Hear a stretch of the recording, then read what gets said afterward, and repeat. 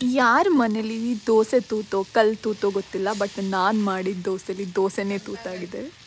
So ನಾನು ದೋಸೆ ಹಾಕಕ್ಕೆ try ಮಾಡಿದೆ, ಬಟ್ ಅದು ಸೆಂಟರಿಂದ ಯಾಕೋ ಕಿತ್ತಿ ಬಂದುಬಿಡ್ತು.